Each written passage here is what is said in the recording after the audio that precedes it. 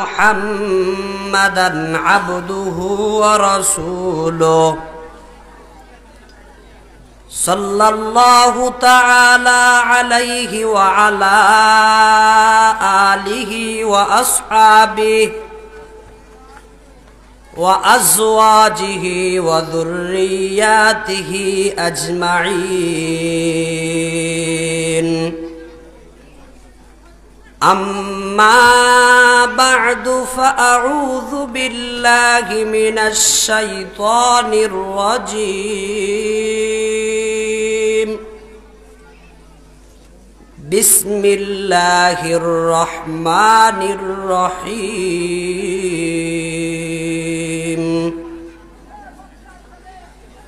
إن الله يأمر بالعدل والإحسان وإيتاء ذي القربى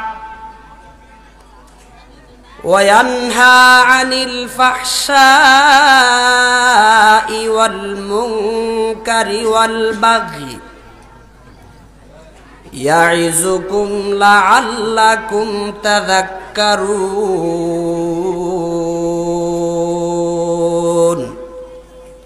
صدق الله مولانا العظيم قال رسول الله صلى الله عليه وسلم أهل الجنة ثلاثة ذو سلطان مقسط موفق ورجل رحيم رقيق القلب لكل ذي قربى ومسلم ورجل عفيف متعفف ذو عيال أو كما قال عليه الصلاة والسلام सूरज ने दिया अपनी शुआओं को ये पैगाम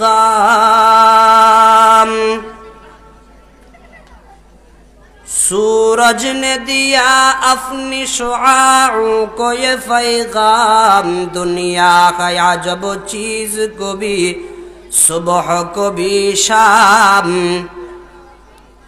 दुनिया का अजब चीज को भी सुबह को भी शाम मुद्दत से तुम आवारा हो फन्हाए फिजा में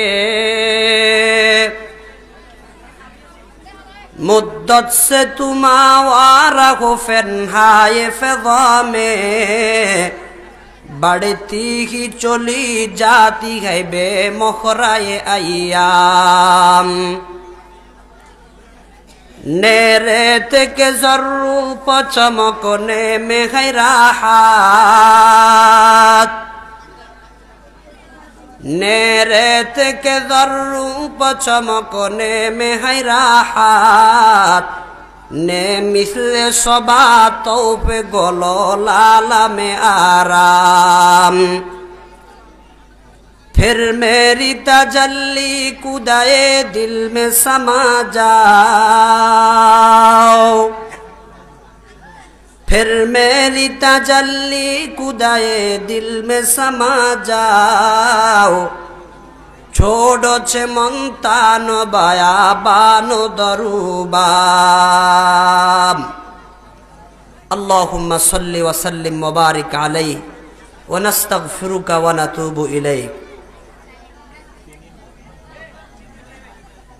उपस्थित सम्मानित मुअज्जज मुहतरम सम्मानित उलमाए किराम बिरादाराने इस्लाम मुरब्बियाने आज़म আজিজ তোলাবায়ে আজম সর্বস্তরের দিনদার পরহেজগার ইমানদার আমার মুসলমান ভাইয়েরা পর্দার আড়ালে অবস্থানরতা পর্দানিশী সম্মানিতা মা বোনেরা মহান আল্লাহ রব্বুল আলামিনের দরবারে লাখো কোটি শুকরিয়া আদায় করছি যে আল্লাহ রব্বুল আলামিন আমাদেরকে আজ 3 ডিসেম্বর 2024 ইংরেজি তারিখে খাগড়াছড়ি পার্বত্য জেলার রামগড় উপজেলাধীন দক্ষিণ লামকুপাড়া ফাতেমাতুজ জাহরা রাদিয়াল্লাহু আনহা মহিলা মাদ্রাসার উদ্যোগে আয়োজিত নবম বার্ষিক ওয়াজ মাহফিলের সমাপনী অধিবেশনে অংশগ্রহণ করার তৌফিক দান করেছেন। এজন্য আমরা শুকরিয়া আদায় করি, বলি আলহামদুলিল্লাহ। সম্মানিত হাজিরিন, এতক্ষণ পর্যন্ত আপনারা আলোচনা শুনেছেন, আলোচনা আরো শুনবেন। আমার পরে নানুপুর মাদ্রাসার সিনিয়র মুহাদ্দিস হযরত মাওলানা মুফতি শওকত বিন হানিফ সাহেব দামাত বারাকাতুহুম আলোচনা করবেন। আমরা আলোচনা শুনব। এই আলোচনাগুলো আমাদের জন্য দিলের খোরাক। আল্লাহ পাক রব্বুল আলামিন যেন আমাদেরকে কোরআন ও হাদিসের সহিহ কথাগুলো আলোচনা করে নিজেদেরকে এবং সকলকে উপকৃত হওয়ার তৌফিক দান করুন, বলি আমিন। সম্মানিত হাজিরিন, মজমাটা আমার কাছে বিক্ষিপ্ত মনে হচ্ছে। যারা পিছনে আছেন কেউ কথায় লিপ্ত আছেন, কেউ অমনোযোগী হয়ে বসে আছেন। এজন্য আমি আপনাদের কাছে একটা ছোট্ট আবদার করব, সেটা হলো একটু দয়া করে যদি আপনারা আগায় আসতেন। যারা পিছনে আছেন একটু যদি আগায় আসতেন আমার জন্য কথা বলা সহজ হইতো। মেহেরবানি করে একটু আগায় আসেন।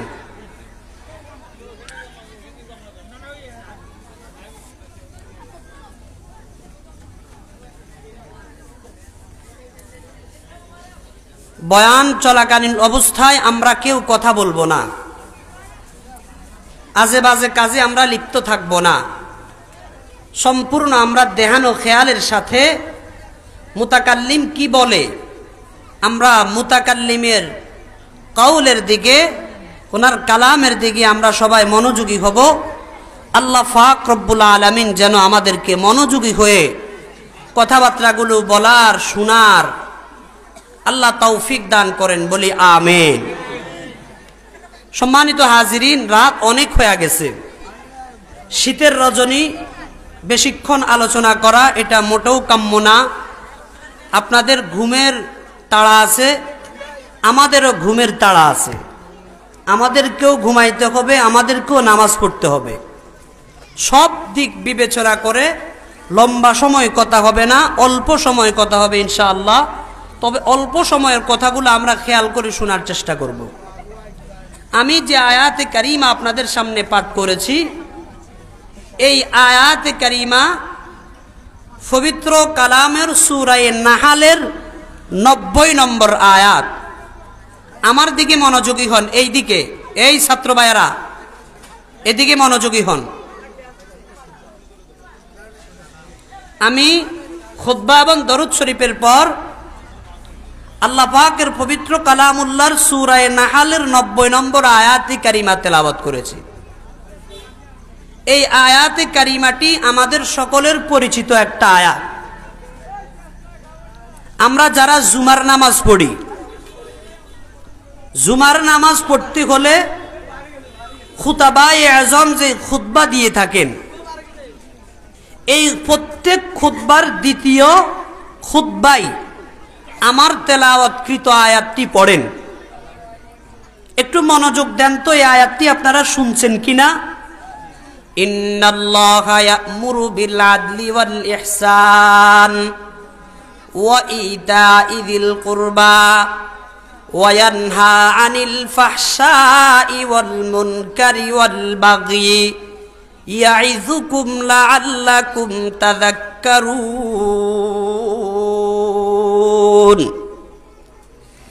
একটু খেয়াল করে দেখেন তো, এই আয়াতটি আপনারা শুনেছেন? কারা কারা শুনছেন দয়া করে হাতটা দেখতে চাই। মাশাআল্লাহ, দেখতেছি সবাই শুনছেন, হাত নামান। এটা বিশেষ করে কোন সময় শোনা যায়? জুমার দিন খতিব সাহেবগণ কোন খুতবাই পড়েন? দ্বিতীয় খুতবার শেষের দিকে। কোরআন শরীফের মধ্যে আল্লাহ পাক রব্বুল আলামিন 6666টা আয়াত দিয়েছেন। এই 6666 আয়াতের মধ্য থেকে খতিব সাহেবগণ অন্য কোনো আয়াতকে ওনারা নির্বাচিত না করে সূরা নাহলের 90 নম্বর আয়াতটাকে কেন নির্বাচন করেছেন যে এটা দিয়ে আমাদেরকে খুতবা শেষ করতে হবে? এর দ্বারা কি বোঝা যায় এই আয়াতের আলাদা কোনো বৈশিষ্ট্য, আলাদা কোনো বিশেষত্ব আছে না নাই? থাকার কারণেই তো এই আয়াতটা প্রত্যেক জুমায় খতিব সাহেবরা পড়ে আমাদেরকে শুনান। তবে আয়াতের বৈশিষ্ট্য কি এটা আমরা অনেকে জানি না। আমি আপনাদেরকে সংক্ষেপে আয়াতের বৈশিষ্ট্যটা একটু বুঝানোর চেষ্টা করব, মনোযোগ দিয়ে শুনেন। তাফসীরে কুরতুবীতে আসছে, আল্লামা ইমাম কুরতুবী রহমতুল্লাহি আলাইহি এই আয়াতের বৈশিষ্ট্য লিখতে গিয়ে তিনি লিখেন, আল্লাহর হাবিব জনাবে মুহাম্মদুর রাসূলুল্লাহ সাল্লাল্লাহু আলাইহি ওয়াসাল্লাম যখন মক্কা নগরীতে দ্বীনের দাওয়াত দিচ্ছিলেন, আল্লাহর হাবিবের দ্বীনের দাওয়াত শুনে অনেকেই ইসলামের মধ্যে দীক্ষিত হচ্ছেন, নবীর সাথে সাক্ষাৎ করার জন্য আসছেন। দূর দারাজ থেকে অনেকে আল্লাহর নবীর কথাগুলো শোনার জন্য আসছেন। তৎকালীন আরবের একজন বিশিষ্ট পণ্ডিত, তার নাম আকসাম ইবনে সাইফি, আকসাম বিন সাইফি। এই লোকটা হলো আরবের বিশিষ্ট পণ্ডিত এবং কয়েকটি দলের লিডার বুঝেন তো, দলপতি, দলের নেতা। নামটা একটু বলেন তো, কি নাম বলছি? আকসাম বিন সাইফি। এই লোকটা আল্লাহর হাবিব মক্কায় এসে দ্বীনের দাওয়াত দিচ্ছেন, এই কথাটা তার কানে গিয়েছে। যাওয়ার পরে সে দিলে দিলে এই কথা সিদ্ধান্ত নিল, নতুন ধর্মের আর আবির্ভাব মক্কাতে হচ্ছে, লোকটাকে আমি লোকটার সাথে একটু সাক্ষাৎ করব এবং তার সম্পর্কে একটু অবগত হব। এই কথা আকসাম বিন সাইফি সিদ্ধান্ত করে তার আশপাশে যেই উজির রয়েছে এদেরকে সিদ্ধান্তটা শোনালো। তারা এই সিদ্ধান্ত শোনার পর বলে, হে দলপতি, হে আমাদের মহান সরদার, আপনাকে আমরা সবাই শ্রদ্ধা করি, আপনাকে আমরা সবাই সম্মান করি। আপনার একটা, আমাদের মাঝে আপনার একটা আলাদা বৈশিষ্ট্য আছে। আপনি যদি ওই মুহাম্মদ নামক ব্যক্তিটার কাছে যান, এটা আপনার শানের সাথে মানায় না। সে কে না কে, আপনি তার সাথে সাক্ষাতের জন্য যাচ্ছেন, উচিত তো হলো সে আপনার কাছে আসা, সুতরাং আপনি তার কাছে যাবেন না। আকসাম বিন সাইফি বলে, আমি যদি তার কাছে না যাই তার ব্যাপারে তো আমি অবগত হতে পারবো না। লোকেরা এবার বলল, জনাব, যদি তার সম্পর্কে আপনার অবগত হতেই হয় তাহলে আপনি আপনার পক্ষ থেকে একটা দল তার কাছে পাঠান, ওই দলেই তার ব্যাপারে খবর নিয়ে আপনার সংবাদ শোনাবে। আকসাম বিন সাইফি বলে, সুন্দর পরামর্শ তো তোমরা আমারে দিলা, ঠিক আছে, আমি তার কাছে যাব না। দুইজন ব্যক্তি নির্বাচন করা হয়েছে, এই দুইজন ব্যক্তিকে নির্বাচিত করে আকসাম ইবনে সাইফি তার পক্ষ থেকে পেয়ারা নবী মুহাম্মদুর রাসূলুল্লাহ সাল্লাল্লাহু আলাইহি ওয়াসাল্লামের দরবারে পাঠালো। আল্লাহর হাবিবের দরবারে এই দুটো ব্যক্তি আসছে এবং আকসাম বিন সাইফি তাদেরকে কি জিজ্ঞাসা করবে সেটাও শিখাইয়া দিছেন। বলছে দুটা কথা তারে জিজ্ঞাসা করবা। একটা কথা তার কি নাম, আরেকটা কথা তার পরিচয় কি, কি করতে চায় সে। এই দুটা কথা তাকে জিজ্ঞাসা কইরা কি উত্তর দেয়, উত্তরটা নিয়ে আমার কাছে আবার চলে আসবা। আকসাম বিন সাইফের পক্ষ থেকে দুইজন ব্যক্তি মুহাম্মাদুর রাসূলুল্লাহ সাল্লাল্লাহু আলাইহি ওয়াসাল্লামের কাছে আসলেন। আসার পরে আল্লাহর নবীর তো তারা মেহমান, নবীজি তাদের মেহমানদারি করলেন। এটা আল্লাহর নবীর একটা উল্লেখযোগ্য সুন্নত, মেহমানের কি করা, মেহমানদারি করা। আমরা তো করতে পারি না, মেহমানের মেহমানদারি বুঝিও না। মেহমান আসলে আমাদের কারো কারো গায়ের মধ্যে জ্বালা পড়া শুরু হয়ে যায়। মেহমান আসলে খরচ হয়, এরকম কেউ কেউ আছে কয় জ্বালা পড়া শুরু হয়। কথা কন ঠিক না বেঠিক? সবাই না। তো আল্লাহর নবী তাদের মেহমানদারি করার এক পর্যায়ে এই দুটো লোক হাবিবে কিবরিয়াকে লক্ষ্য করে বলেন, প্রথম প্রশ্ন, মান আনতা, আপনি কে, আপনার নাম কি? আল্লাহর হাবিব তো এমন মহা মানুষ যাকে সৃষ্টি না করলে কায়নাতের কিছু সৃষ্টি, লাউলাকা লামা খালাকতুল আফলাক, নবীর সৃষ্টি না হলে আর কিছুই সৃষ্টি, যেখান থেকে মালিকের রুবুবিয়ত শুরু, সেখান থেকে রাসূলের রিসালাত শুরু, যেখানে গিয়ে মালিকের রুবুবিয়ত শেষ, সেখানে রাসূলের রিসালাত। जहां तक है रुबूबियत खुदा की, जहां तक है रबूबियत खुदा की, वहां तक है नबूवत मुस्तफा की। আল্লাহ পাকের রবুবিয়ত যতটুকু পর্যন্ত, মুহাম্মাদুর রাসূলুল্লাহর রিসালাত ততটুকু পর্যন্ত। তাহলে এই মানুষটা সাধারণ মানুষ না মহামানুষ? এই মানুষের সাথে মেসাল পৃথিবীর কোন মাখলুকাতের সাথে দৃষ্টান্ত চলে না। এমন একটা মহামানব, লুজবি বাবিল মুস্তফা খাইরিল ওয়ারা, মালজাইল মাকরুবি মিফতাহিল উযাল, লুজবি ইআতাফিল মুরাজ্জা ওয়াতাসিম, তাহরুজিন নুমা কামালা জাল জামাল। আল্লাহর হাবিবের দরবার এমন এক দরবার, এই জায়গার মধ্যে কেউ আসলে সেই ব্যক্তি মাথা নত করে নবীর ধর্ম গ্রহণ করতে বাধ্য হয়। এমন একটা পাওয়ার, এমন একটা যোগ্যতা দিয়েছেন কে? আল্লাহর হাবিবের কাছে প্রশ্ন করেন, মান আনতা, আপনি কে? আল্লাহর হাবিব পরিচয় কি সুন্দর করে দিচ্ছেন, ওনার নামটা কত সালিস ভাবে দিচ্ছেন। তিনি বলেন, আনা মুহাম্মাদ ইবনু আব্দুল্লাহ, আর কোন নামের টাইটেল নাই, আমি হলাম আব্দুল্লাহর বেটা মুহাম্মদ। কি উত্তর?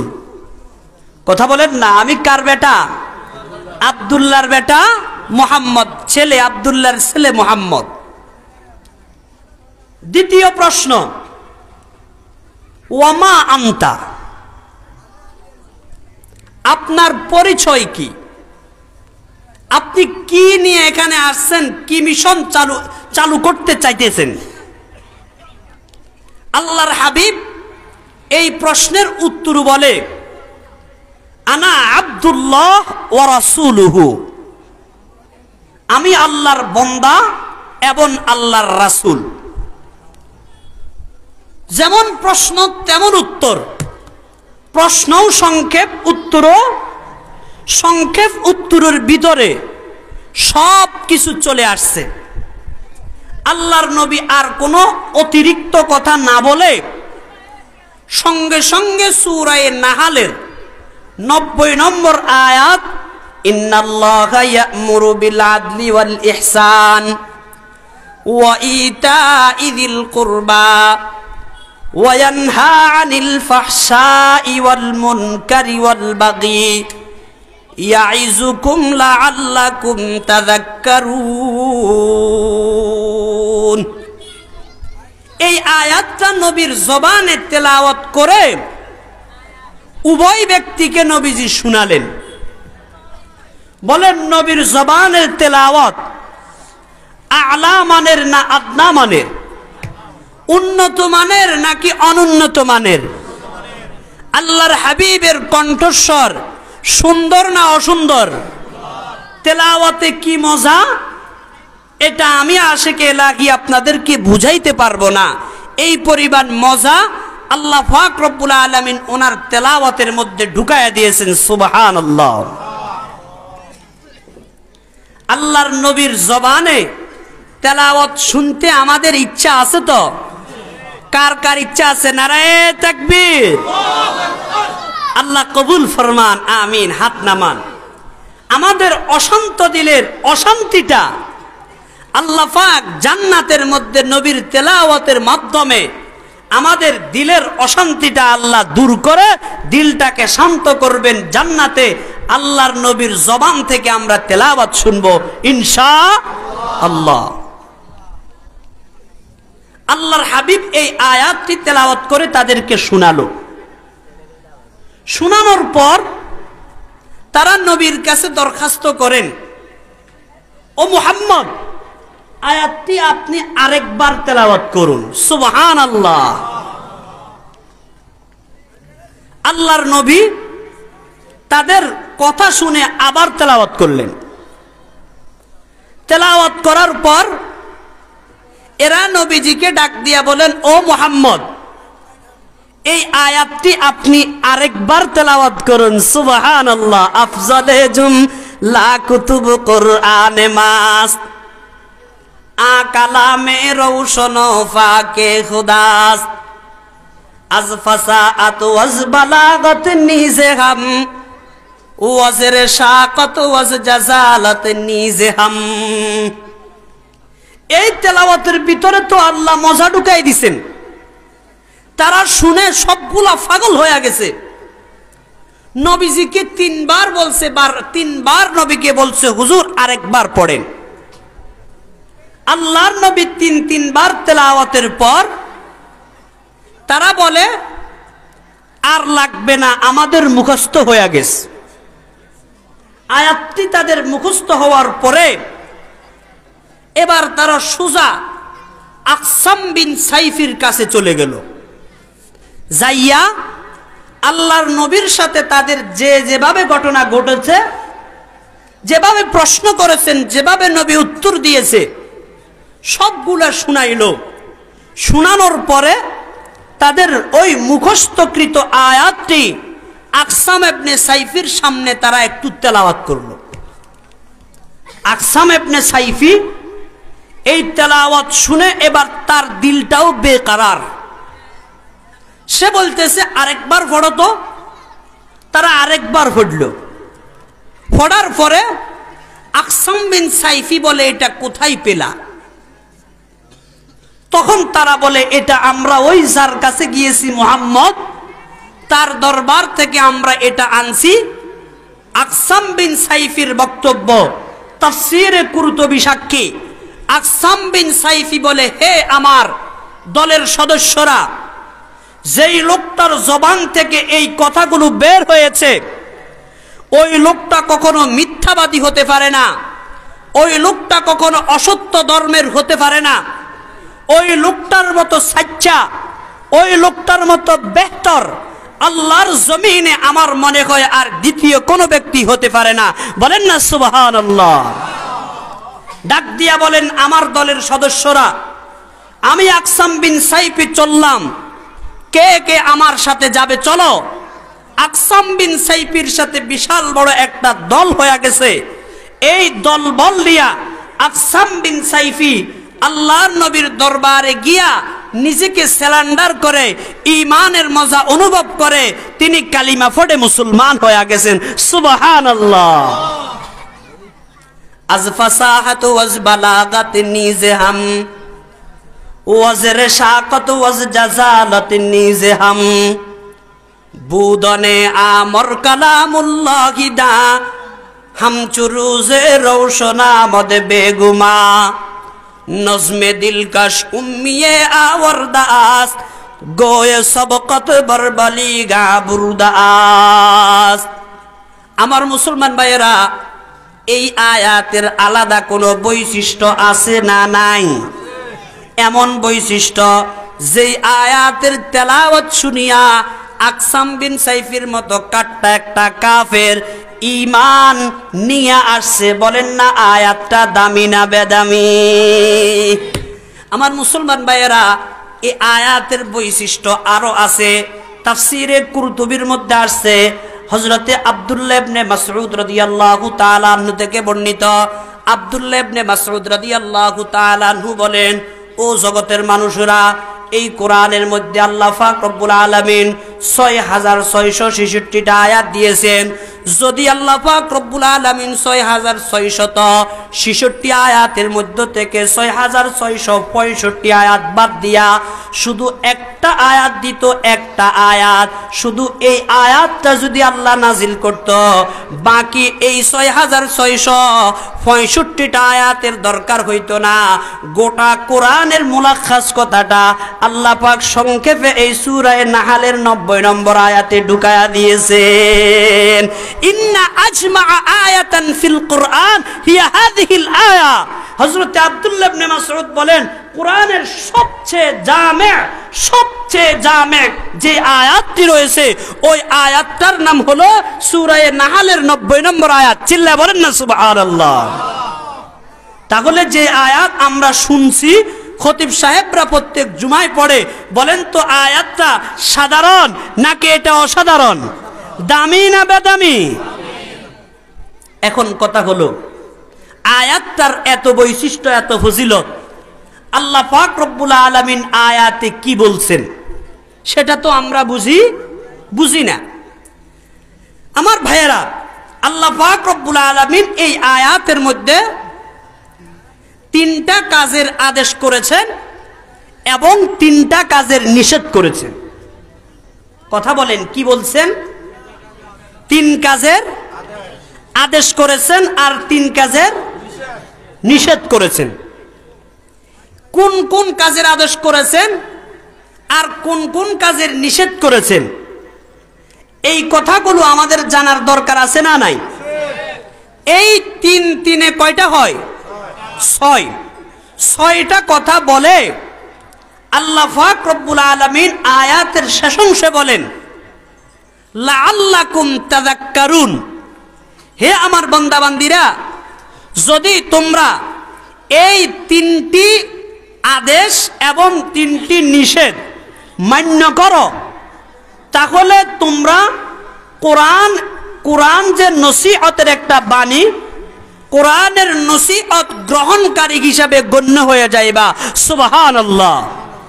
আশা করা যায়, আল্লাহ পাক রব্বুল আলামিন বলেন, আমি আশা করতেছি তোমরা হেদায়েত পাওয়া যাইবা, কোরআনের যে নসিহত সেটা তোমরা গ্রহণ করতে সক্ষম হইবা 3 কাজ করলে আর 3 কাজ ছাড়লে। এখন 3 কাজের নির্দেশ দিয়ে করেছেন কে? করেছেন ইন্নাল্লাহা ইয়া'মুরু, নিশ্চয় আল্লাহ তাআলা আদেশ করতেছেন। ইয়া'মুরু কিসের সিগা? ফি'লে মুজারে। এটা আদেশ, আমারা ইয়া'মুরু থেকে আদেশ করতেছেন কে? আল্লাহ। কয় কাজের আদেশ? 3 কাজের। এই আদেশগুলো সম্পূর্ণ আল্লাহর, নিষেধগুলো সম্পূর্ণ আমর নাহিয়ে অগজে কুরআ গোশেদার। আমর নাহিয়ে হক যে কুরআ গোশেদার, যায় শাদি নিস্তে দুনিয়া হুশেদার। আরেফে আত্তার বলেন, কোরআনের মধ্যে যত আদেশ আসছে আর যত নিষেধ আসছে সবগুলো আল্লাহর পক্ষ থেকে এখানে আমাদের বানায়া বলার কোনো অধিকার নাই। আদেশ তিনটা আগে শুনেন। আল্লাহ পাক রব্বুল আলামিন বলেন, ইন্নাল্লাহা ইয়া'মুরু বিল আদলি, হে আমার বান্দা বান্দিরা, আমি আল্লাহ তোমাদেরকে আদেশ করতেছি, প্রথম নির্দেশটা হলো বিল আদলি, আমি আল্লাহ তোমাদেরকে আদল করার নির্দেশ দিচ্ছি। আদল করার কথা কন, কিসের নির্দেশ? আদল। আইন দাল্লাম আদল। আল্লাহ পাক বলেন আমি তোমাদেরকে প্রথম নির্দেশ দিচ্ছি আদলের। দ্বিতীয় নির্দেশ হলো ওয়াল ইহসান, ইহসানের নির্দেশ। তৃতীয় নির্দেশ হলো ওয়া ইতাইযিল কুরবা।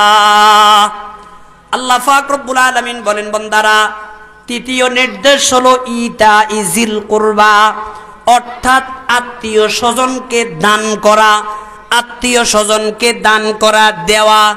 এই তিনটা কাজের নির্দেশ করতেছি। এক নম্বর হলো আদল, দুই নম্বর ইহসান, তিন নম্বর ইতাইযিল কুরবা। কয়টা কইছে? তিনটা। এরপরে নিষেধও আবার তিনটা। ওয়ায়ানহা আনিল ফাহশা, আল্লাহ পাক রব্বুল আলামিন বলেন যে তিনটা থেকে নিষেধ করতেছি, প্রথমটা হলো আল ফাহশা, বান্দা তোমাদেরকে ফাহশা থেকে নিষেধ করতেছি, ফাহশা ছাড়ো। দুই নম্বর যেটা নিষিদ্ধ বস্তু সেটা হলো আল মুনকার, বান্দা মুনকার ছাড়ো। তিন নম্বর হলো আল বাগি, বান্দা বাগি ছাড়ো। তাহলে নিষিদ্ধ তিনটা, ফাহশা, মুনকার আর বাগি, এই তিনটা নিষিদ্ধ কাজ ছেড়ে দাও। তিনটা তোমাদেরকে আদেশিত কাজগুলা পালন করো। সবগুলা তো আজকে বলতে পারবো না। প্রথম তিনটা আসেন যেই কাজগুলোর আদেশ করা হয়েছে। আদেশকৃত কাজগুলা তিনটা। এক নম্বরে হলো আদল, দুই নম্বরে ইহসান, তিন নম্বরে ইতাইযিল কুরবা। একটু আমার সাথে বলেন, এক নম্বর কি? আদল, দুই নম্বর ইহসান, তিন নম্বর ইতাইযিল কুরবা। ইতাইযিল কুরবা, ইতাইযিল কুরবা মানে আত্মীয় স্বজনকে দান করা। কয়টা হইছে? তিনটা। এখন আদল মানে কি? আদল বলে আল্লাহ পাক রব্বুল আলামিন আমাদের কি বুঝাইছেন। আদল একটা আছে আমাদের বাড়িতে ঘর করার সময় দেয়, এটারও আমরা আদল কই। কথা কন, আছে না নাই? আমাদের নোয়াখালীতে একটা বস্তু আছে আদল, ঘর করার সময় ওই গাছের মতো দিয়ে থাকে, এটারে আমাদের পরিভাষায় আদল বলে। আবার ওই আদল এখানে উদ্দেশ্য না। আদল বলে আল্লাহ কি বুঝাইছেন? তাফসীরে জালালাইন শরীফের মধ্যে আল্লামা জালালউদ্দিন মহল্লী রাহমাতুল্লাহ আলাইহি লেখেন, আল্লাহ পাক রব্বুল আলামিন আদল বলে দুইটা জিনিসের নির্দেশ দিয়েছেন। আদলের দুই অর্থ। আদলের এক অর্থ হলো আত-তাওহীদ, আদলের আরেক অর্থ হলো আল ইনসাফ। আদলের কয় অর্থ? দুই অর্থ। এক অর্থ হলো তাওহীদ, আরেক অর্থ হলো ইনসাফ। আমার মুসলমান ভাইয়েরা, আদলের প্রথম ব্যাখ্যা আসেন। প্রথম ব্যাখ্যা হলো তাওহীদ। তাওহীদ মানে আল্লাহর একাত্মবাদে বিশ্বাসী হওয়া। আমরা এখানে যারা আছি সবাই আল্লাহ পাকের একাত্মবাদে বিশ্বাসী কিনা? কথা বলেন, আল্লাহরে মানি কিনা? কে কে আল্লাহরে মানি? মেহেরবানি করে হাতটা দেখান। আল্লাহ আমাদেরকে মৃত্যু পর্যন্ত ঈমানের উপরে অটল থাকার তৌফিক দান করো, আমিন। শুকরে হকমা বেহতরিনে উম্মতেম, শুকরে হকমা বেহতরিনে উম্মতেম, সরফরাজে ইনুমায়া দৌলতেম। আল্লাহ পাকের শুকরিয়া। আল্লাহ পাক রব্বুল আলামিন ইচ্ছা করলে আমাকে আপনাকে ইসকনের সদস্য বানাইতে পারতে কি পারতো না? আল্লাহ পাক আমাকে আপনাকে ইচ্ছা করলে খ্রিস্টান বানাইতে পারতো। আল্লাহ পাক আমাকে আপনাকে ইচ্ছা করলে আল্লাহু আকবার বেঈমানের ঘরে জন্ম দিতে পারতো। কথা বলো, বেঈমানের ঘরে আল্লাহ জন্ম দিতে পারতো। কিন্তু আল্লাহ পাক রব্বুল আলামিন আমাকে আপনাকে বেঈমান না বানায়া, আল্লাহ পাক সুবহানাহু ওয়া তাআলা আমাকে আপনাকে আল্লাহু আকবার ইহুদি আর নাসারা না বানায়া, আল্লাহ পাক আমাকে আপনাকে ঈমানদারের ঘরে জন্ম দিয়া মুসলমান হওয়ার তৌফিক দিয়েছে। বলি আলহামদুলিল্লাহ। মুসলমান ভাইয়েরা আমার, তাহলে আদলের এক অর্থ হলো তাওহীদ, আল্লাহ পাকের একত্ববাদে বিশ্বাসী হওয়া। দুনিয়াতে বহু মানুষ আছে আল্লাহ পাককে দ্বিত্ববাদ, দুই খোদা মানে, আবার কেউ আছে তৃত্ববাদ, তিন খোদা মানে, আবার কেউ আছে বহুত্ববাদ। হিন্দুরা যেমন 360টারে মানে, কথা কোন ঠিক না বেঠিক? কিন্তু আমরা কয়টারে মানি?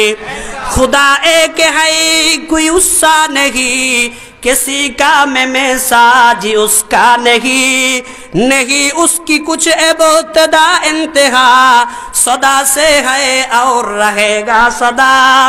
उसी ने बनाया है सारा जहां, ये चाँद और सूरज ज़मी आसमां, हमें उसने मिट्टी से पैदा किया, जो कुछ हमको दरकार था सब दिया, जो कुछ हमको दरकार था सब दिया।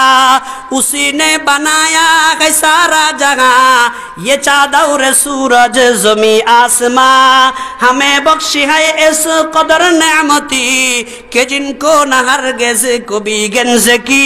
सुभान अल्लाह। এই আসমানটা কার? এই জমিনটা কার? আমার আপনার শরীরের দিকে আসে এই চক্ষুকে দিয়েছে। আই খুদা এহসানে তু আন্দর শুমার, মিনতা লম্বা জবানে সদা হাজার, জান গোশ চশম গোশ পাও দশ, জুমলা আজদুর হায় এহসানত পুরা। সব কার দেওয়া? আল্লাহ পাক রব্বুল আলামিন বলে, বান্দা তোর কিচ্ছু নাই। ই আমানত চন্দে রোজা নজদে মাস্ত, ই আমানত চন্দে রোজা নজদে মাস্ত, দর হাকিকত মালিকে ঘর সেই খুদা। সবগুলার মালিক কে? যেহেতু সবগুলার মালিক আল্লাহ, আসমানের মালিক আল্লাহ, জমিনের মালিক আল্লাহ, আমার মালিক আল্লাহ, আপনার মালিক আল্লাহ, মা বাবার মালিক আল্লাহ। ইন্না জাআলনা মা আলাল আরদি জিনাতাল্লাহা, আল্লাহ বলে আসমান জমিনে যা কিছু আছে সবগুলো আমার তৈরি, দুনিয়ার সৌন্দর্যের জন্য আমি বানাইছি। বান্দা এত কিছু পাওয়ার পরে কেমনে আমারে মানবি না? আমার তাওহীদে কেন বিশ্বাসী হবে না? আল্লাহ পাক এজন্য বলেন, ইন্নাল্লাহা ইয়া'মুরু বিল আদলি আই তাওহীদি। আল্লাহ বলেন তোমাদেরকে আমি নির্দেশ দিচ্ছি তোমরা তাওহীদে বিশ্বাসী হয়ে যাও, এক আল্লাহর উপরে বিশ্বাসী হয়ে যাও। কথা বলেন ঠিক না বেঠিক? তাহলে আদলের কয় অর্থ? দুই অর্থ। এক অর্থ হলো তাওহীদ মানা, আল্লাহর একাত্মবাদ মানা। আরেক অর্থ হলো আদলের আরেক অর্থ, তাফসীরের জালালাইনের মধ্যে লেখছে আল ইনসাফ। আদল মানি সবাই বলেন না কি? ইনসাফ। ইনসাফ আমরা সবাই বুঝি আরবি শব্দ, এটার বাংলা হলো ন্যায়সঙ্গত কাজ। কথা বলেন বাংলা কি? আর এটার বিপরীত হলো অন্যায়। ন্যায়ের বিপরীত কি? ইনসাফ আরবি, তার বাংলা হলো ন্যায়, আর ন্যায়ের বিপরীত অন্যায়। তাহলে আল্লাহ রাব্বুল আলামিন আমাদেরকে বলেন, ইন্নাল্লাহা ইয়া'মুরু বিল আদল, হে আমার বান্দারা আমি তোমাদেরকে আদলের নির্দেশ দিচ্ছি। আদল মানে ইনসাফ। তাহলে কিসের নির্দেশ দিচ্ছেন? সবাই বলেন না কিসের?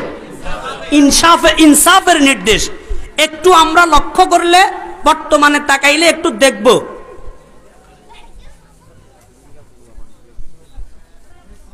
তোমরা চলে যাইবা, যাও। আর কেউ যাবেন? উঠবেন না? আর কেউ উঠলে উঠতে পারেন, কিন্তু বয়ানের মাঝখান দিয়ে ডিস্টার্ব করলে এটা খারাপ। চলে যান।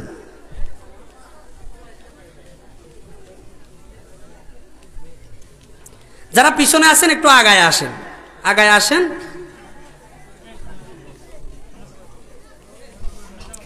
জিকির করি, লা ইলাহা ইল্লাল্লাহ, লা ইলাহা ইল্লাল্লাহ, লা ইলাহা ইল্লাল্লাহ, লা ইলাহা ইল্লাল্লাহু মুহাম্মাদুর রাসূলুল্লাহ।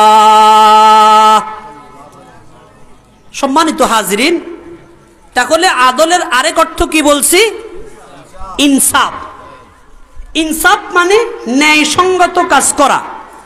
আল্লাহ পাক বলেন, আমার বান্দা বান্দীরা তোমরা ন্যায় কাজ করো, এর দ্বারা বোঝা যায় অন্যায় কাজ করিও না। কিন্তু বর্তমান সময়ে আমাদের ন্যায়সঙ্গত কাজ বেশি হয় নাকি অন্যায় কাজ বেশি হয়? আল্লাহ পাক রব্বুল আলামিন, আমি চাকরিজীবী, আমাকে ডাক দিয়া বলেন, ও চাকরিজীবী, তুমি ন্যায়সঙ্গত কাজ করো। আমি একজন শ্রমিক, আল্লাহ শ্রমিককে ডাক দিয়া বলো, ও শ্রমিক, তুমি তোমার শ্রমটা ন্যায়ভাবে প্রয়োগ করো। আমি একজন ইমাম, আল্লাহ আমাকে ডাক দিয়ে বলেন, হে ইমাম সাহেব, তুমি তোমার এই ইমামতির দায়িত্বটা ইনসাফ আর ন্যায়ভাবে সম্পন্ন করো। আমি একজন ডাক্তার, আল্লাহ পাক আমাকে লক্ষ্য করিয়া বলেন, হে ডাক্তার, তুমি তোমার এই ডাক্তারিটা ইনসাফের সাথে সম্পন্ন করো। আমি একজন ব্যারিস্টার, আমাকে আল্লাহ ডাক দিয়ে বলেন, ব্যারিস্টার, তুমি তোমার ব্যারিস্টারিটা ইনসাফের সাথে সম্পন্ন করো। কথা কোন ঠিক না বে ঠিক?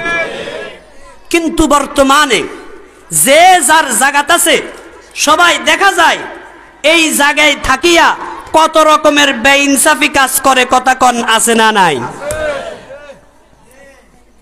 একজন মা সংসারের, তিনি মুরব্বী, ওনার অধীনে বাড়িতে থাকে, তার মেয়ে একটা আছে ঘরে, আবার ছেলে সলিমুদ্দিনরে বিয়ে করাইছে, সলিমুদ্দিনের বউ আছে ঘরে। তাহলে ঘরে কে কে হলো? ছেলে আছে, মেয়ে একটা আছে, ফুতের বউ আছে, নিজে আছে, স্বামী আছে, মোট কয়জন? 5 জন সদস্য ঘরে থাকে। এই মা হলেন ঘরের মুরব্বী। মায়ের কথা কি? আমার ঘরের যত কাজকর্ম আছে, সকাল ফজরের থেকে শুরু করে রাত 10টা পর্যন্ত সব কাজগুলো সম্পন্ন করবে আমার সলিমুদ্দিনের বউ। আমি আর আমার মেয়ে পায়ের উপরে পা ঢুলাইয়া শুধু খামু আর ঘুমামু। আমার মেয়ে সারাক্ষণ ফেসবুক টিপবে, আমার মেয়ে সারাক্ষণ ইউটিউব দেখবে, নইলে আমার মেয়ে রাস্তা রাস্তায় ঘোরাফেরা করবে। মেয়ের কোনো কাজ নাই, সব কাজ তার পুত্রবধূকে করতে হয়। এরকম কিছু ন্যায়সঙ্গত কাজ করনেওয়ালা শাশুড়ি জমিনে আছে না নাই? এটা কি ন্যায়সঙ্গত কাজ নাকি অন্যায়? করেনি। এরপরে সলিমুদ্দিনের বাবা, তার কাছেও কোনো ইনসাফ নাই। পুত্রবধূ এত কাজ করে, সলিমুদ্দিন মাথার গাম পায়ে ফেলায়া সংসারের জন্য কত কিছু করে। শেষ পর্যন্ত দেখা যায় বাবা সলিমুদ্দিনের উপরে এত অন্যায় করেছে, সলিমুদ্দিনের বাড়ির ঘর বিড়াটাও দেয় না। কথা কন, এরকম বেইনসাফি করনেওয়ালা কিছু বাবা আছে না নাই? শুধু সন্তান দোষ করে, সন্তান বাবার কথা শুনে না, মায়ের কথা শুনে না। আমরা এই লাইনে ওয়াজ করি, কিন্তু কিছু মা বাবা যে আছে, এরা সন্তানের উপরে জুলুম করে। কথা কন আছে না নাই? এরা কি ইনসাফের সাথে আছে না বেইনসাফ? আল্লাহ পাক রব্বুল আলামিন বলেন, হে আমার বান্দা বান্দিরা, তুমি যদি ঘরের নেতা হও, সেখানেও তুমি একজন জিম্মাদার। ক্বালা রাসূলুল্লাহ সাল্লাল্লাহু আলাইহি ওয়াসাল্লাম, আল্লাহর হাবিব জনাবে মুহাম্মাদুর রাসূলুল্লাহ সাল্লাল্লাহু আলাইহি ওয়াসাল্লাম বলেন, আলা কুল্লুকুম রাইন ওয়া কুল্লুকুম মাসউলুন আন রাইয়াতিহি। দুনিয়ার সবাই জিম্মাদার, সকলকে আল্লাহ কিছু না কিছু জিম্মাদারি দিয়েছেন। এই জিম্মাদারি সম্পর্কে আল্লাহ পাক রব্বুল আলামিন কিয়ামতের ময়দানে জিজ্ঞাসা করবেন। আমার মুসলমান ভাইয়েরা, এই যে আমি বসে এখানে কথা বলতেছি, বয়ান করতেছি, এটা একটা জিম্মাদারির জায়গা কিনা? কথা বলেন, জায়গা কিনা? আমাদের মতো কিছু ভাইয়েরা আছে এই জিম্মাদারির জায়গার মধ্যে বসিয়া আল্লাহু আকবার কোরআন হাদিসের বয়ান নাই, সারাক্ষণ এই ওয়াহাবি, এই সুন্নি, এই খারেজি, এই রাফেজি, সারাক্ষণ শুধু গালি আর গালি। এরা দাঁড়ায়া মিলাদ পড়ে না এই জন্য কাফের, এরা বৈশা মিলাদ পড়ে এই জন্য কাফের, এরা এমন টুপি পরে কেন এই জন্য কাফের, এরা এটা করে না কেন এই জন্য কাফের। ওয়াজের মধ্যে 1-1.5 ঘন্টা 2 ঘন্টা 5 ঘন্টা বয়ান করে, কোরআন হাদিসের কোন কোনো কথা নাই, সারাক্ষণ শুধু ওই কাফের সেই কাফের, একে এটা কইছে আরেকজনে ওটা করেছে, সারাক্ষণ মানুষের গীবতে এই সময়টা কাটায়। কথা বলেন, এমন বক্তাও বর্তমানে আছে না নাই? তাহলে আমি আমার জিম্মাদারি কি পালন করলাম? আমার তো এখান থেকে জিম্মাদারি ছিল ইসলামের কোনটা হালাল কোনটা হারাম, কোনটা ন্যায়সঙ্গত কাজ কোনটা অন্যায় কাজ, এটা উম্মতকে ধরিয়ে দেওয়া। মানুষের গীবত করা, মানুষকে ক্রিটিসাইজ করা, এগুলো তো আমার দায়িত্ব না। দায়িত্ব আছে অন্যের গীবত জায়েজ আছে, জায়েজ অবস্থায় করা কিন্তু জায়েজ না। আপনার 1.5 ঘন্টা ওয়াজ পুরাটাই উম্মতের, সারাক্ষণ মানুষকে গালি দেন, সারাক্ষণ অমুককে ওয়াহাবি বলেন, অমুককে ওয়াহাবির তোকমা লাগান, অমুকে মিলাদ পড়ে না, এই ধরনের তোকমা লাগাইয়া সময়গুলা নষ্ট করেন। আল্লাহর কাছে কি জবাব দিবেন? একবারও কি আপনি এটার কথা একটু চিন্তা করছেন? আমার মুসলমান ভাইয়েরা, এই জন্য আমাদের প্রত্যেকের জিম্মাদারি আছে না নাই? সবাই আমরা জিম্মাদার। ঘরের আপনি জিম্মাদার, ইমাম হলে ইমাম মসজিদের জিম্মাদার, ইমামতের জিম্মাদার, মুয়াজ্জিন হইলে কথা বলেন জিম্মাদার কিনা? জিম্মাদারি আছে না নাই? মাদ্রাসার মুতামিম হইলে জিম্মাদারি আছে না নাই? ছাত্র হলেও তার জিম্মাদারি আছে না নাই? ফ্যামিলির জিম্মাদার আছে না নাই? যে যেখানে আমরা জিম্মাদার, জিম্মাদারিটা ঠিকঠাক মতো পালন করা। যদি জিম্মাদারিটা আমি ঠিকঠাক মতো পালন না করি, তাহলে ন্যায় হবে না অন্যায় হবে? অন্যায় হবে। আর মুসলমান কখনো অন্যায় কাজ করতে পারে না, কেননা আল্লাহ পাক রব্বুল আলামিন ন্যায়সঙ্গত কাজ করার নির্দেশ দিয়েছেন। কথা কোন ঠিক না বেঠিক? আল্লাহ পাক রব্বুল আলামিন বলেন, ইন্নাল্লাহা ইয়া'মুরু বিল আদল। হে আমার বান্দা বান্দীরা, আমি আল্লাহ তোমাদেরকে ন্যায়সঙ্গত কাজ করার নির্দেশ দিচ্ছি, কখনো অন্যায় কাজ করিও না।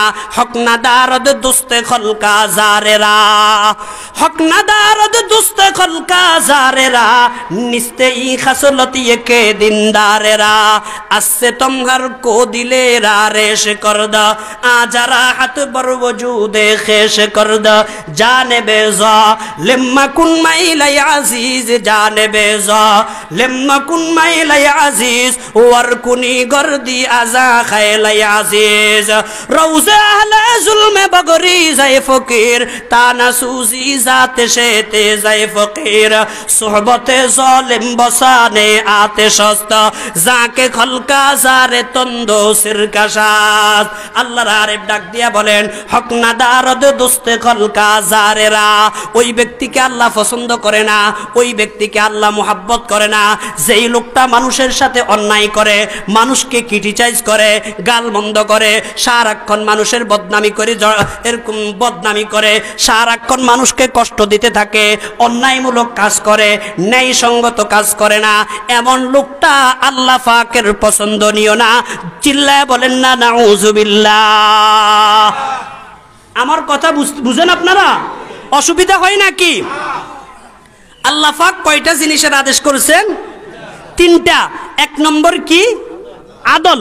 আদলের 2টা অর্থ করেছি, একটা তাওহীদ আর একটা ইনসাফ। আজকে ইনসাফের ঘরে কি পরিমাণ আগুন লাগছে দেখেন।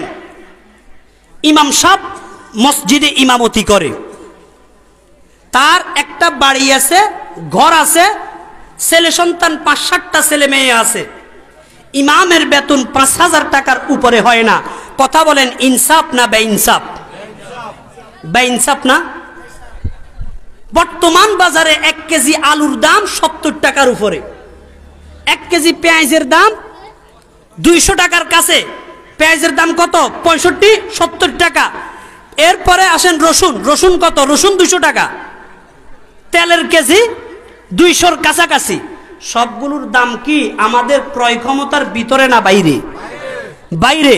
বাইরে হলে একজন কামলা যে দৈনিক কাজ করে তারও তো 1000 টাকার নিচে তার কি নাই, হাদিয়া নাই।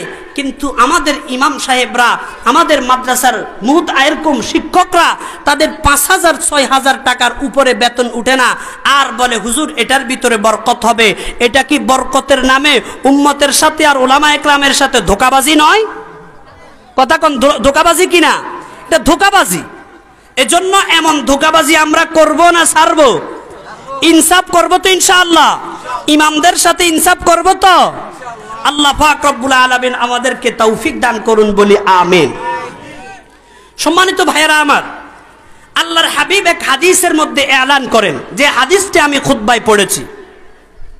আল্লাহ পাক রব্বুল আলামিন 3 ধরনের ব্যক্তিকে আল্লাহ সোজা জান্নাতে দিয়ে দিবেন। বলেন না সুবহানাল্লাহ।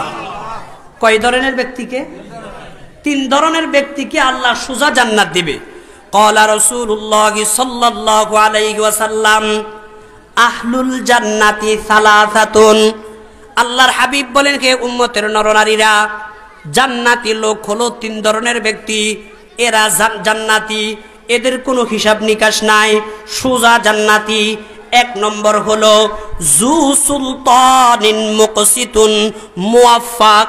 আল্লাহর হাবিব বলেন, প্রথম জান্নাতি হলো আমার উম্মতের ওই সমস্ত বিচারকরা যারা দুনিয়ার জমিনে ন্যায় সঙ্গত বিচার করেছে।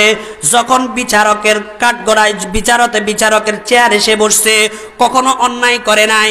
কিন্তু বর্তমান সমাজের যে বিচারকরা আছে, বিচারগুলা ন্যায়ভাবে করে না, অন্যায়ভাবে করে। 5000 টাকা পাইলে এবার কলম ঘুরে যায়। কথা কোন ঠিক না বেঠিক? এটা ন্যায় বিচার না অন্যায় বিচার? আমার যুবক ভাইয়েরা, দেখবেন আপনিও একটা মামলা নিয়ে আপনাদের বিচারকের কাছে গেছেন। আপনার প্রতিপক্ষ যে, সেও একটা মামলা নিয়ে তার কাছে আসছে। এখন বিচারকে বলবে, তুমি আমারে 5000 টাকা দাও। এরপরে আপনার প্রতিপক্ষকেও বলবে 5000 টাকা দাও। উভয় থেকে 5000 করে 10000 টাকা নিয়া এবার বলে আগামী সপ্তাহ মীমাংসা করব। আগামী সপ্তাহ গেল, এরপরে বলে এর পরের সপ্তাহ করব। পরের সপ্তাহ গেল, এরপরে বলে পরের সপ্তাহ করব। এইভাবে করতে করতে রাতের পর দিন, দিনের পর রাত, সপ্তাহের পরে সপ্তাহ, মাসের পরে মাস, বছরের পরে বছর যায়, এই বিচারটার মীমাংসা হয় না। কথা কোন আছে না নাই? এরকম কিছু জালেম বিচারক আমাদের সমাজে বসবাস করে। কথা কোন ঠিক না বেঠিক? আল্লাহর হাবিব বলেন, উম্মতের নরনারীরা, জান্নাতি লোক হলো 3 ধরনের ব্যক্তি। 1 নম্বর হলো যু সুলতানিন মুকসিত মুওয়াফফাক। ওই সমস্ত বিচারকরা যারা দুনিয়াতে ন্যায়সঙ্গত বিচার করে, ইমাম হইয়া ন্যায়ভাবে ইমামতি করে, ঘরের জিম্মাদার হইয়া ন্যায়ভাবে জিম্মাদারি পালন করে, স্বামী হইয়া স্ত্রীর উপরে ন্যায়ভাবে আল্লাহু আকবার অন্যায় করে না, ন্যায়ভাবে কার্যক্রম চালু রাখে। এইভাবে যেই যেই সেক্টরে আছে, প্রত্যেকে যদি এরকম ভাবে ইনসাফের সাথে কাজ করে, আল্লাহর হাবিব বলেন, ইনসাফের সাথে কাজ করলে আল্লাহ তারে সোজা জান্নাতে দিয়ে দিবে। জোরে কন্যা সুবহানাল্লাহ। জান্নাতি লোক কয় ধরনের? 3 ধরনের লোক, তারা সোজা জান্নাতি। 1 নম্বর কারা? যারা ইনসাফের সাথে বিচার কার্য সম্পন্ন করে। বলবেন, হুজুর আমার কাছে তো আদালত নাই। না থাকলে কি হবে মিয়া? সবচেয়ে বড় আদালত মানুষের বিবেক। বিবেকের বিচার হবে কিনা? আপনি বিবেক দিয়া একজনের উপর ন্যায় করেন, আরেকজনের উপর অন্যায় করেন না, অন্যায় করার কোনো সুযোগ নাই। উভয়ের উপরে যেটা হক, ওটাই আপনাকে করতে হবে। তাহলে জান্নাতি লোক হলো 3 ধরনের। 1 নম্বর যারা ইনসাফের সাথে ন্যায়সঙ্গত বিচার করে। 2 নম্বরে আল্লাহর পয়গম্বর ডাক দিয়া বলেন, উম্মতের নরনারীরা, 2য় নম্বর হইল ওয়ারাজুলুন রহিমুন রাকিকুল কলবি লিকুল্লি যী কুরবা ওয়া মুসলিম। আল্লাহর হাবিব বলেন, উম্মতের নরনারীরা, 2য় নম্বর হলো আমার উম্মতের ওই সমস্ত ব্যক্তিরা, ওই সমস্ত লোকেরা যাদের কলবটা বড় নরম, যাদের কলবের মধ্যে নরমিয়ত আছে। কোন মানুষের জন্য তার কলবের মধ্যে গরমিয়ত নাই। আল্লাহু আকবার। মানুষকে মোহাব্বত করে, দিলের মধ্যে দয়া আছে। কথা কোন কি আছে? দয়া আছে। ওয়ারাজুলুন রাহিমুন রাকিকুল কলবি লিকুল্লি যী কুরবা ওয়া মুসলিম। আল্লাহর হাবিব বলেন, উম্মতের নরনারীরা, 2য়তে জান্নাতি ওই সমস্ত ব্যক্তিরা যাদের কলবটা অত্যন্ত নরম। মুসলমানের জন্য কলবটা নরম, আত্মীয় স্বজনের জন্য কলবটা নরম। মুসলমানের সাথে কখনো উদ্ধত আচরণ করে না, আত্মীয়তার সাথে কখনো উদ্ধত আচরণ করে না, সবার সাথে সুন্দর আচরণ করে, সবার সাথে মিষ্টি কথা বলে। আই বেরাদর গের খেরতদারি তামাম, আই বেরাদর গের খেরতদারি তামাম, নরম শিরি গুই বা মরদম কালাম, হারকে বাসদ তলকে গুয়াত রসরুয়ে, দোসতা আজওয়াই বগের দানন্দ্রুয়ে, দরমিয়ানে দোসতা মসরুরে বাস, दरमियाने दूसता मसरूर बाश गिर खबरदारी से दुश्मन दूर बाश।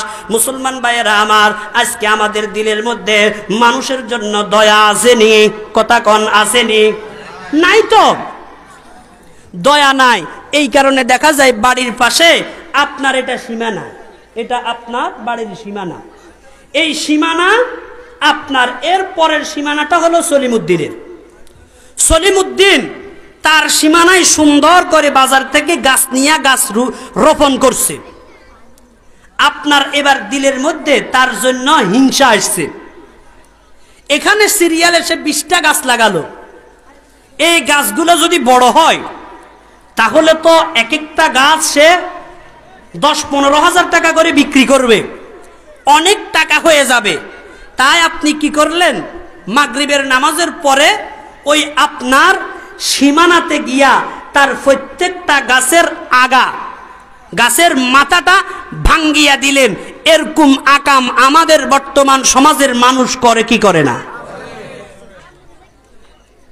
কথা কন, করেনি?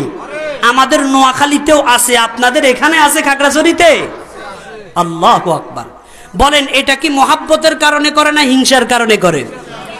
আজা হাসাদা আউয়াল তো দিলরা পাকেদার, আজা হাসাদা আউয়াল তো দিলরা পাকেদার, খেশে তনরা বাদাজা মুমিন সুমার।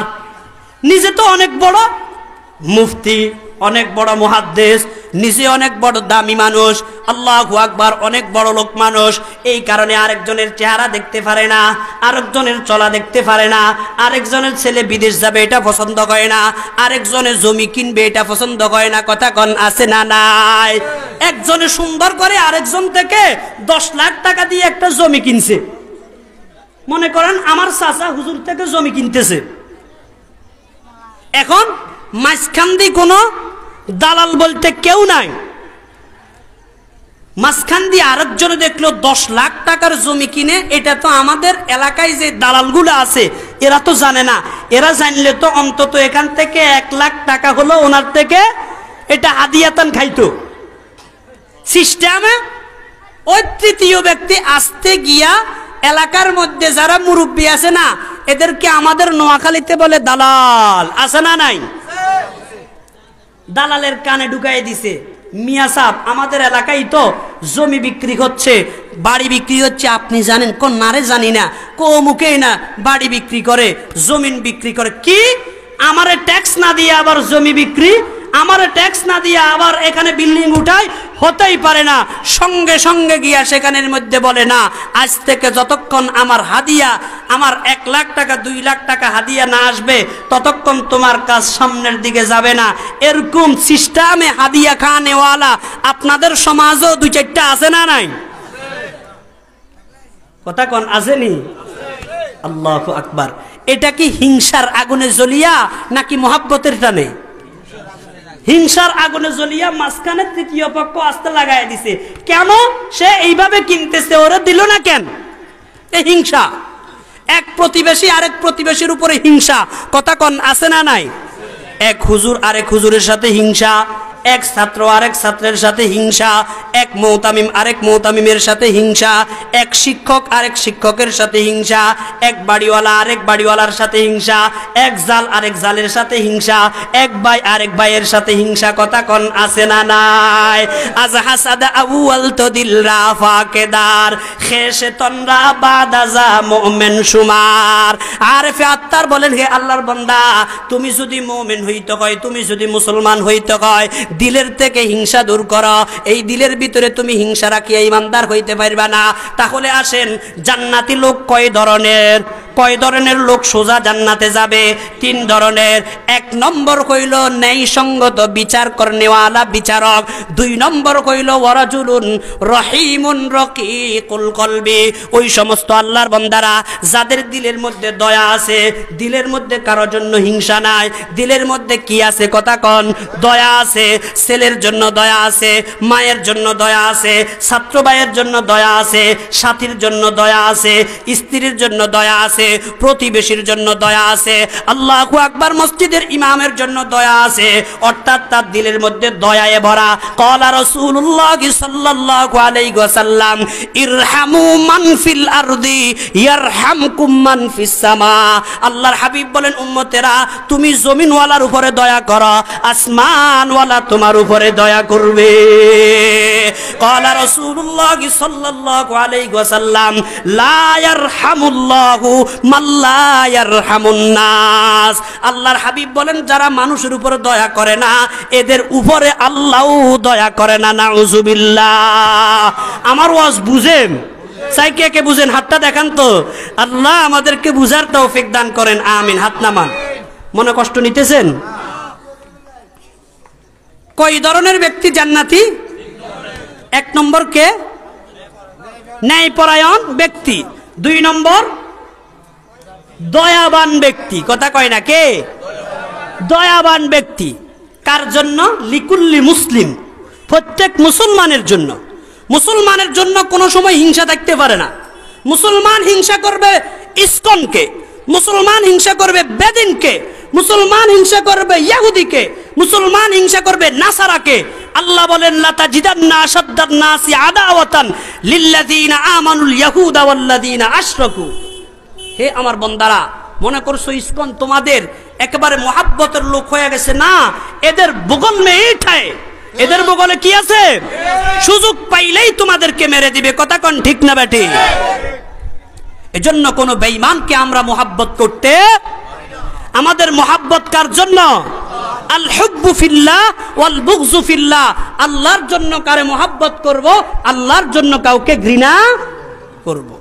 বেঈমানদেরকে আমরা ঘৃণা করব না মোহাব্বত করব? কার জন্য? আল্লাহ আমাদেরকে তৌফিক দান করুন, বলি আমিন। তাহলে দ্বিতীয় নম্বর, রাজুলুন রহিমুন রাকিকুল কলব লিকুল্লি যী কুরবা ওয়া মুসলিম। আরেকটা হলো আত্মীয় স্বজনের সাথে মোহাব্বত রাখা, আত্মীয় স্বজনের উপরে দয়া করা। আমাদের সমাজে দেখবেন বহু আত্মীয় এমন আছে, এক ভাই আরেক ভাইয়ের চেহারা দেখতে পারে না। কথা কোন আছে না নাই? এক জাল আরেক জালের চেহারা দেখতে পারে না। শাশুড়ি পুত্রবধূর চেহারা দেখতে, এক ছাত্র ভাই আরেক ছাত্র ভাইয়ের চেহারা দেখতে। ভালো কাজ না খারাপ কাজ? আল্লাহ পাক আমাদেরকে বুঝার তৌফিক দান করুন। কয়টা গেছে? দুইটা। তিন নম্বর, আল্লাহর হাবিব বলেন, উম্মতের নরনারীরা, তৃতীয় নম্বর হইল ওই ব্যক্তি ওয়ারাজুলুন আফিফুন মুতাআফফিফুন যুইয়াল। আল্লাহর হাবিব বলেন, উম্মতের নরনারীরা, তৃতীয় নম্বরে আল্লাহ পাকের ওই সমস্ত বান্দাবান্দিরা যাদের উপার্জন কম, যেই চাকরি করে চাকরির মধ্যে টাকা কম পায়, মাসে 80,000 টাকা বেতন, অথবা ছোট্ট একটা দোকান আছে, এখান থেকে আয় আসে সীমিত, কিন্তু খানেওয়ালা বেশি। কথা কন আছে না নাই? খাইন্না ঘরের মধ্যে 10 জন, কিন্তু তার ইনকাম হলো দৈনিক 500 টাকা। 500 টাকা ইনকাম দিয়া 10 জনকে খাওয়াইতে এটা কি সহজ কাজ না কঠিন কাজ? আল্লাহর হাবিব বলেন, এমন কিছু উম্মত আমার আছে যাদের ইনকাম কম, উপার্জন কম, এরপর উপার্জন কম হওয়ার পরেও কখনো হারাম খায় না। আল্লাহু আকবার। গ্রামীণ ব্যাংক থেকে টাকা লয় না, সুদের উপরে টাকা লয় না, ঘুষ খায় না, চুরি করে না, ডাকাতি করে না, রাজহানি করে না, কোন রকম অন্যায় কাজের সাথে যুক্ত থাকে না। উপার্জন কম হলেও ন্যায়ভাবে থাকার জন্য চেষ্টা করে, হালাল খাবারের চেষ্টা করে। আল্লাহর হাবিব বলেন, উম্মতেরা স্মরণ রাখিও, এই সমস্ত লোকগুলাকেও আল্লাহ বিনা হিসাবে জান্নাত প্রদান করবে। সুবহানাল্লাহ। বুঝে থাকলে বলবেন, কয় ধরনের ব্যক্তি জান্নাতি? একটু চিল্লায়া বলেন না, কয় ধরনের? 3 ধরনের ব্যক্তি জান্নাতি। 1 নম্বর কইল ন্যায়সঙ্গত বিচারকরা, 2 নম্বর কইল দয়াবান ব্যক্তিরা, 3 নম্বর হলো হালাল খানেওয়ালা ব্যক্তিরা। সুবহানাল্লাহ। এই 3টা কাজ আমরা সবাই করতে রাজি আছি তো ইনশাআল্লাহ? কারা কারা রাজি? নারে তাকবীর। আল্লাহ তৌফিক দান করুন, আমিন। হাত নামান। সেই 3টা কাজ কি কি একটু বলেন তো?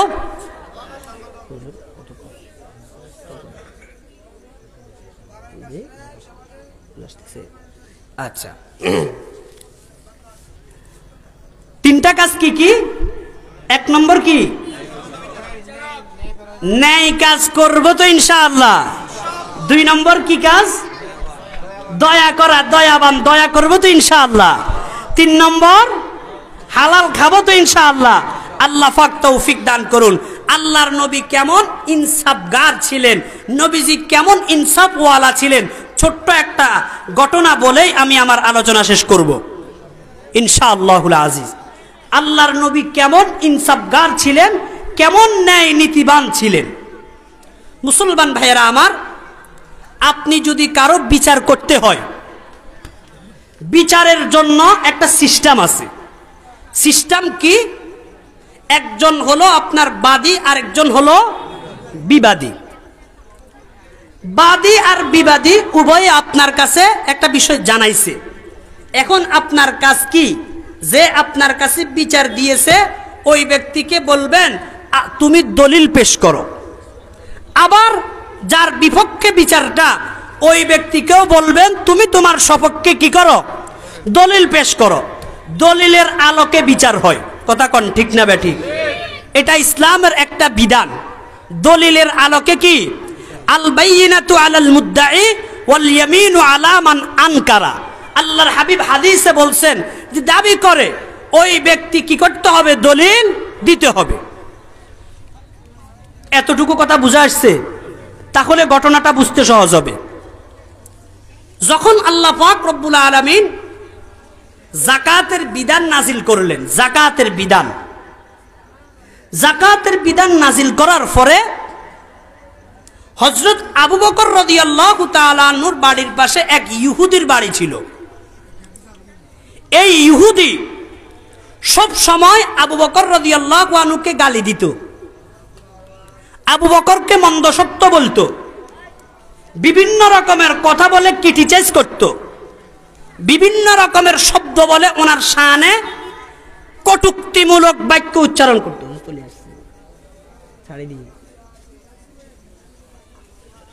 সম্মানিত ভাইয়েরা আমার, আজকের মাহফিলের আমার ওস্তাদ তুল্য হুজুর চলে আসছেন। হুজুরকে বসায়া আমার বয়ান করা এটা আমি উচিত মনে করতেছি না।